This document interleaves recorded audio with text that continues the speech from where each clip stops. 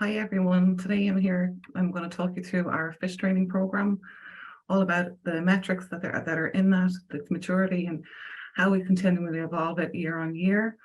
So I know that metrics is maybe not the most riveting topic, especially to a group of people that would be very focused on creating communications and education and training content. But I think we see a trend across all of the different industries around big data and collecting metrics, so it's becoming more important than ever. So I'm glad that you've all had time for a quick coffee break. So hopefully I won't put too many of you to sleep today. So just a little bit about me before we dive into the metrics. So I'm based in Ireland, and with all the benefits of remote working post-pandemic, I've been able to move closer to family. So I'm based in County Clare in Ireland, which you can see there with the little red arrow. Of course, in my opinion, it's the best county to be from. So a little bit about County Clare, maybe the kind of key highlights. I'm just down the road from the Cliffs of Moher, which is the UNESCO Global Geopark, and it's probably one of the images that's most used when promoting tourism in Ireland. And then I'm also very close to Dromoland Castle, so it's a beautiful Irish castle for you to look at. Not really within our budget to stay there, I would think. It's quite an expensive location, but if you want to pop in and have a walk around, that's free, and you can soak up its beauty. So if my career in security awareness doesn't work out, I might be able to pop into the Irish Tourism Board and do some work with them instead. In my spare time, I like to unwind creating some lovely crochet pieces, which you can see there on the screen. And as Ireland is known for its rainy days, it's a great way to spend an afternoon. So on to the main event. So I'll be taking you through the following in today's presentation. So it's just a little bit of background on where we would have started out with our metrics from the phishing program, what kind of metrics we wanted to focus on first, the different approaches that we took when we wanted to increase engagement with our various stakeholders, what are some of the challenges that we might have faced along the way. The big one will be how we showed human behavior change, both positive and negative impacts within our metrics, and where we'd like to go on our metrics journey. And of course, then I'd like to do a little highlight on how we reward the positive behaviors that we would see happening within our phishing program. So where did we start on our metrics journey? So each year we Phish train 80,000-ish employees once a month as part of our all-employee phishing campaign.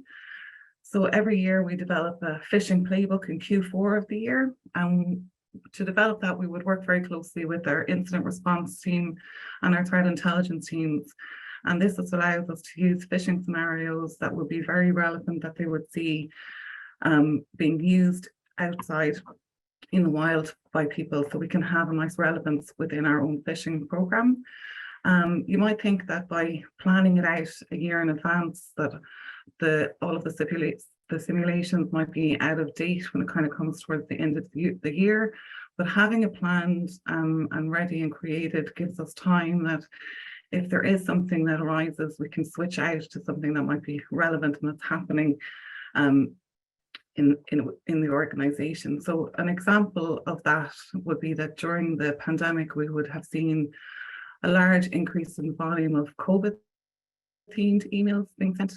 So we worked with the threat intelligence team, and we were able to build a specific lure and switch it out for one of the emails in our playbook for that year, just so that we would have something very relevant and timely for the organization. So to represent all of the metrics that we had within our program, we had a super high-tech application known as Excel spreadsheets, and we used those to calculate all of our charts and graphs and information, and then we would pop those into PowerPoint presentation decks. And for that, we would have one global report and 5 regional reports, and that would be for every all-employee Phish training campaign that we would run. So that was 6 by 12 every year. So you can imagine it was a pretty time-consuming task for us to do.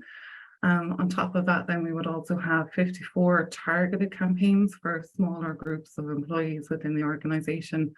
So there was a lot of effort going into creating all of that content within our team. It's a small team, it's only 4 of us.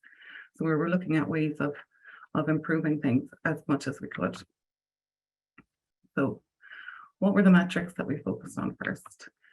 So you can guess it's definitely all phishing metrics and just phishing metrics alone. We wanted to provide high-level metrics, say globally, by region, and then down to location within those regions. The metrics that we would super focus on were click rate, reporting rate, the susceptibility rate, opened only, and then if there was no interaction or no response within the phishing simulation. So all of those would be kind of represented in different charts within the PowerPoint presentation deck. And then we'd focus in on the risk as aligning to each of those metrics. So the click rate is going to be your highest risk and it's your greatest area of concern. And then the reported only would be the best behavior that you can expect from your employees. And this is the one that should be rewarded. And as much as possible, we would try to have a balance between, say, a negative report, which would be your click rate. People tend to just focus on that. We're trying to pull them back and say, look, you might have an area to work on, but you also have these good things that are happening as well within your phishing simulations. So how do we go about enhancing them? So similarly to how we provide our educational materials, we put them in multiple formats so that you're kind of engaging with all of the different demographics of employees that you have. Some people want to consume them in tip sheet layout. Some people would prefer to watch a video or maybe to scan over an infographic. So we kind of took the same approach to our metrics within the presentation decks that we would compile. So pie charts and bar charts are a nice way to have a little snapshot for the people reading the reports. They can get a kind of high-level, quick view of the actual Phish simulation and how everybody within their region has performed. And then based off of feedback from our stakeholders, we would regularly get questions asking us, well, you know, Claire, in January, so this would be the trending analysis that we would have created. So in January, our click rate was only 4%. And then in February, it's jumped to 7%, but you haven't told me that it's a bad thing. And they're wondering why. So we would have done some trending analysis graphs for them where they can see their click rate versus the susceptibility rate of the Phish. And you can see that trend over time. And it's as simple as if your blue line is under your orange line, you're doing well. So it's, again, sometimes certain business units can think that we'll get down to a 0% click rate if we train and educate their employees to a certain level, but we all know that it's very unlikely that we'll ever get to that stage. But we do want to be performing under the susceptibility rate of each of the Phish simulations, which we've been able to demonstrate to them over time. Another new metric or layout that we would have created were matrices. So the example here is the click rate matrix. And this is a nice high-level summary of just the click rate over time by each of the different locations within the company.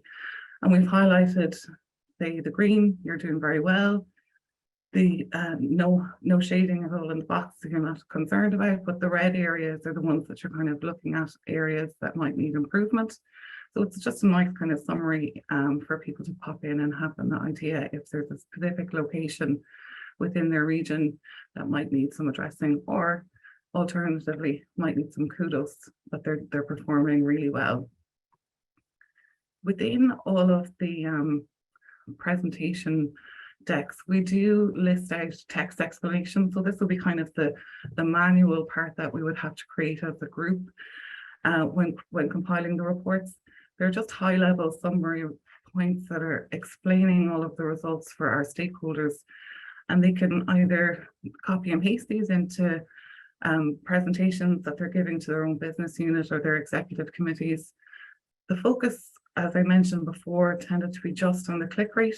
So we literally break it out into a good news and a bad news story for each of the phishing scenarios, just to make sure that we're highlighting that you don't just focus on the click rate, there are really good things that are happening within your region as well.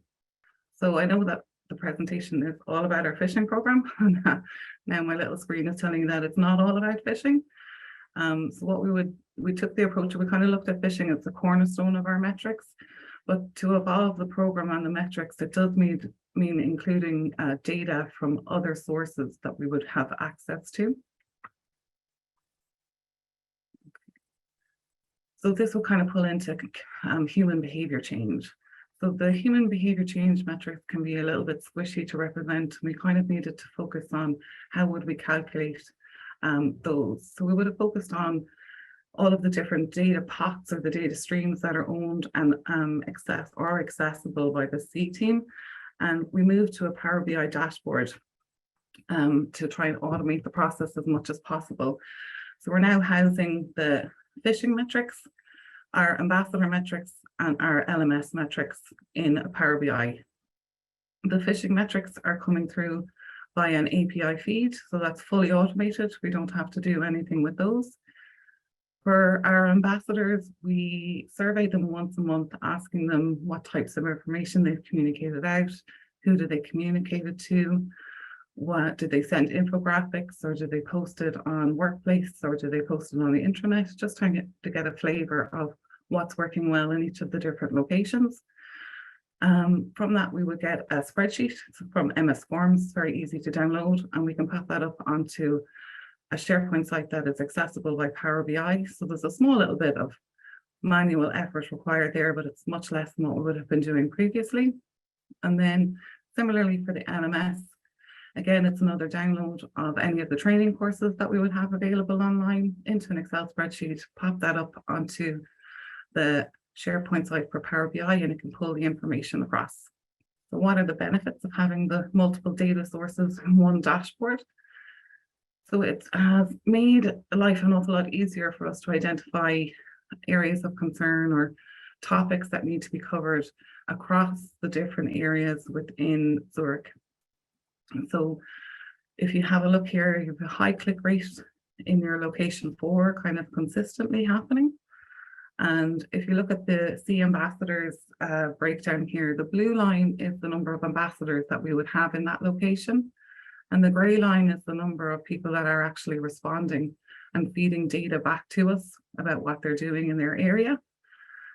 And you can see here, location 4 has a gap. There's nobody sending the information in.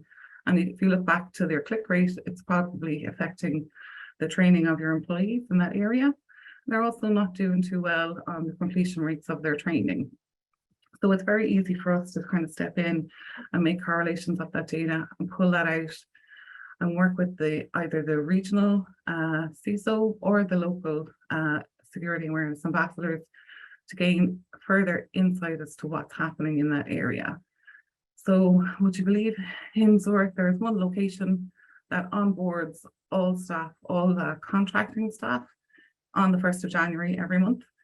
And they don't include any security awareness training as part of that onboarding. So their click rates shot up. Those people would have been assigned a Zurich email address. So they are included in our all employee phishing campaigns, and they've been clicking on the links. For their ambassadors, there was just a minor handover issue between the different staff there, and I don't think they realized that the communications weren't going out. So that was something that we were able to work with the local team on addressing and have the issues resolved. So also, if you look at it from the opposite point of view on this one, you can look at location 1 and say, oh, they're doing really well. Their click rates are really low. They're responding quite happily to all of the different ambassadors' information that's coming through, and their completion rates are really high. So that would be a kudos that you can send to the regional CISO and let them know that they're doing something really well. We also would engage with that team, asking them, is there anything specific that they're doing locally that would have an impact on the training? So they might have been hosting lunch and learn sessions, or they would have digital signage for employees to see on their way in and out of the office, so they can get their security awareness and education messages out to all employees.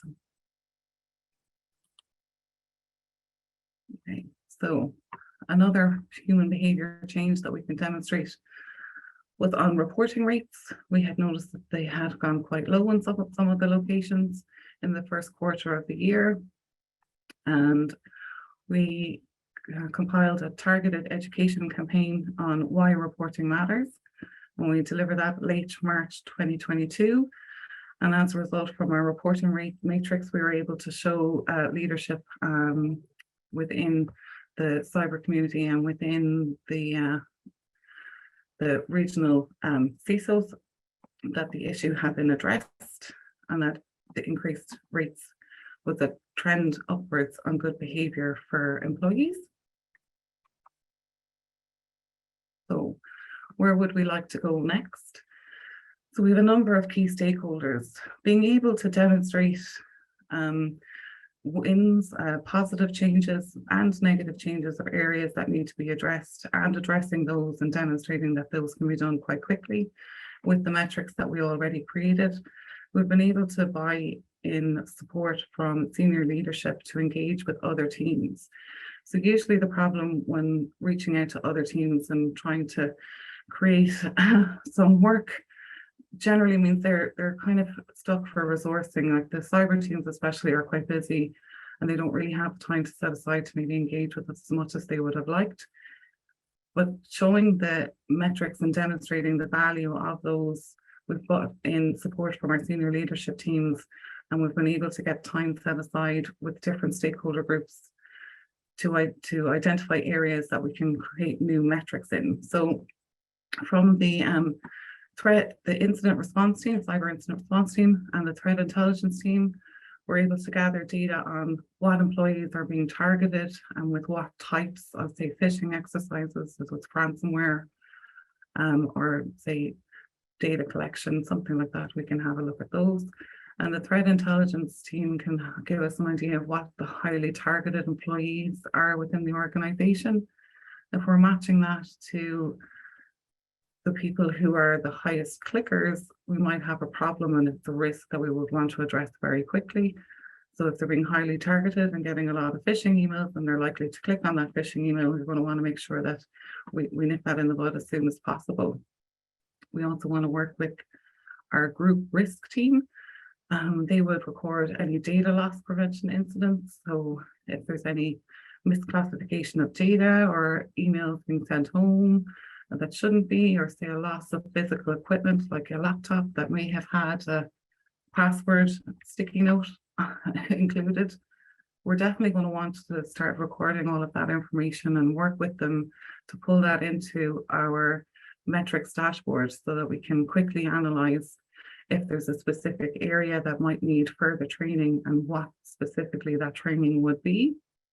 And then also the vulnerability management team is another group that we've identified to see if security dates are correctly being applied to all of the computers, if there's any poor password or simple password being used, that again, we can identify those groups and either reach out to them directly and give them instructions on how to perform the correct activities.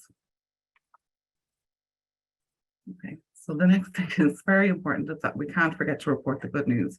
We do find that because we have to focus on areas of concern to ensure that all our security gaps are closed, it's something that people tend to kind of focus just on the negative.